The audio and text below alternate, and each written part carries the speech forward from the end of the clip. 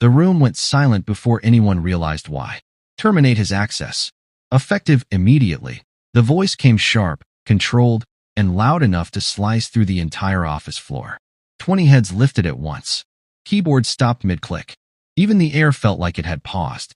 At the center of it all stood Ethan Cole, calm, composed, and already packing his things. "Make it quick," said Director Lauren Pierce, folding her arms with a satisfied smile. Ethan didn't argue, didn't beg, didn't even look surprised. He simply nodded once. Understood. That was it. That one word confused everyone more than if he had shouted. Lauren stepped closer, her heels clicking slowly against the marble floor. She leaned slightly toward him, lowering her voice, but not enough. "You were never built for this level," she said, smirking. "People like you don't survive here." Survive. That word lingered. Ethan paused, then looked up at her for the first time. "May I know the reason for termination?" "You'll get an email," she shrugged casually. "HR's busy. Just leave quietly." A few people exchanged uncomfortable glances. No one spoke. No one moved. Not even Ryan, the same colleague Ethan once helped when he couldn't afford rent. Ethan gave a small nod again. Then he reached into his drawer. A pen, a notebook, a slim leather folder. That's all he took. What he didn't take was control. Because that was never in the drawer. As he walked toward the elevator, whispers followed him like shadows. "Did you hear what happened? Performance issues, I think." "No way, he was one of the best." But no one said it loud enough to matter. The elevator doors closed. And just like that, Ethan Cole was gone. Or at least, that's what everyone believed. He didn't go home. Instead, he drove across the city and parked 2 streets away from a building no one from the company even knew existed. A quiet office.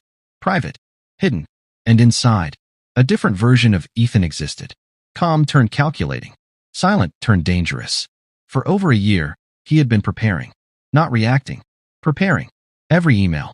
Every altered contract. Every suspicious transaction. Documented. Archived. Secured. Because Ethan wasn't just another employee. He was the original founder. The one who built the system from nothing. Before being pushed out quietly through legal manipulation, diluted shares, and carefully crafted lies. Lauren thought she removed him, but she never realized. He never left.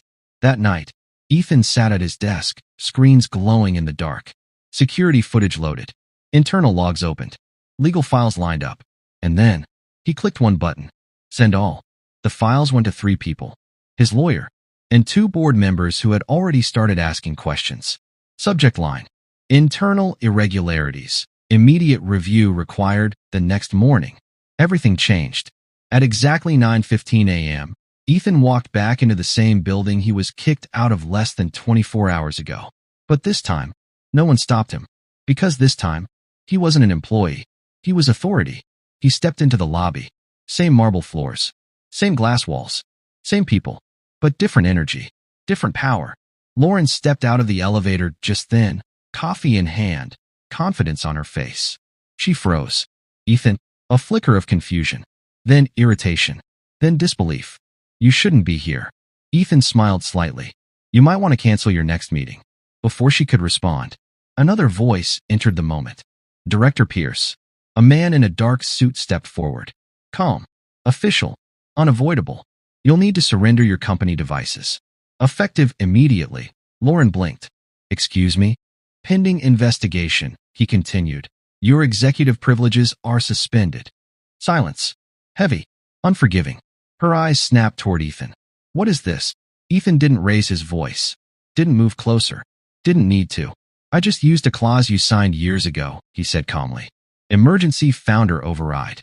Her face drained of color. "No, that's not possible." "It is." Minutes later, Ethan stood inside the executive floor. The same place he was locked out of for years. Now open. Now his. But he wasn't done. Not even close. Because Lauren wasn't the only one who betrayed him. At the far end of the hallway, behind a glass door, sat Daniel Cross.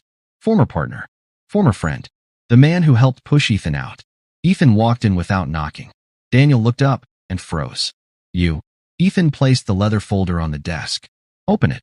Inside, printed emails, forged approvals, financial trails, and one video. Daniel, laughing, discussing the plan. Daniel's hands started shaking.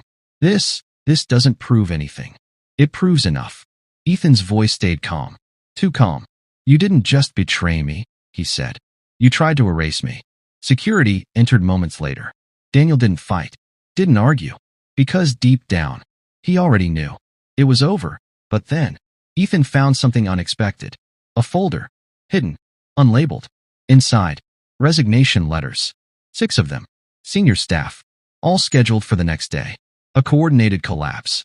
A final move to destroy the company from within. Ethan leaned back slowly. This wasn't just betrayal. This was war. So he made one last move. Not legal. Not corporate. Personal. That afternoon, the boardroom filled.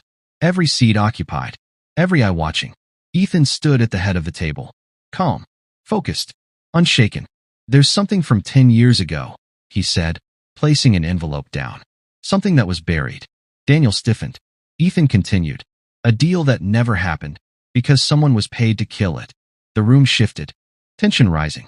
Truth surfacing. And within minutes, everything collapsed. For them.